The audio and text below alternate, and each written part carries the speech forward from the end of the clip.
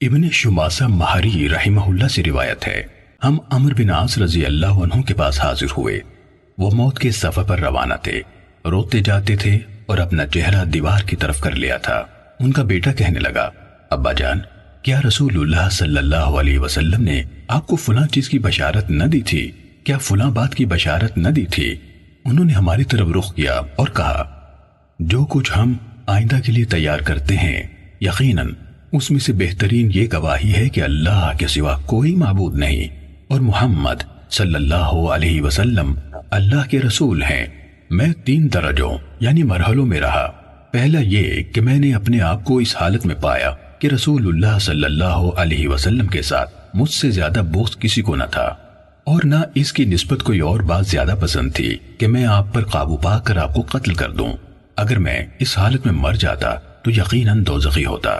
دوسرے مرحلے میں جب اللہ تعالیٰ نے میرے دل میں اسلام کی محبت پیدا کر دی تو میں نبی صلی اللہ علیہ وسلم کی خدمت میں حاضر ہوا اور عرض کی، اپنا دائیں ہاتھ بڑھائیے تاکہ میں آپ کی بیعت کروں۔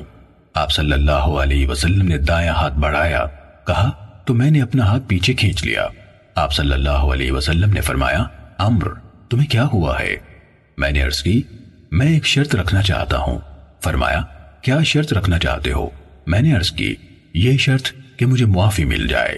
آپ صلی اللہ علیہ وسلم نے فرمایا، عمرو کیا تمہیں معلوم نہیں کہ اسلام ان تمام گناہوں کو ساقط کر دیتا ہے جو اس سے پہلے کے تھے، اور ہجرت ان تمام گناہوں کو ساقط کر دیتی ہے جو اس ہجرت سے پہلے کیے گئے تھے، اور حج ان سب گناہوں کو ساقط کر دیتا ہے جو اس سے پہلے کے تھے۔ اس وقت مجھے رسول اللہ صلی اللہ علیہ وسلم سے زیادہ محبوب کوئی نہ تھا، اور نہ آپ سے بڑھ کر میری نظر میں کسی کی عظمت تھی۔ میں آپ کی عظمت کی بنا پر آنکھ بھر کر آپ کو دیکھ بھی نہ سکتا تھا، اور اگر مجھ سے آپ کا حلیہ پوچھا جائے تو میں بتا نہ سکوں گا، کیونکہ میں آپ کو آنکھ بھر کر دیکھتا ہی نہ تھا، اور اگر میں اس حالت میں مر جاتا تو مجھے امید ہے کہ میں جنتی ہوتا۔ پھر تیسرا مرحلہ یہ آیا، ہم نے کچھ چیزوں کی ذمہ داری لے لی۔ میں نہیں جانتا ان میں میرا حال کیسا رہا۔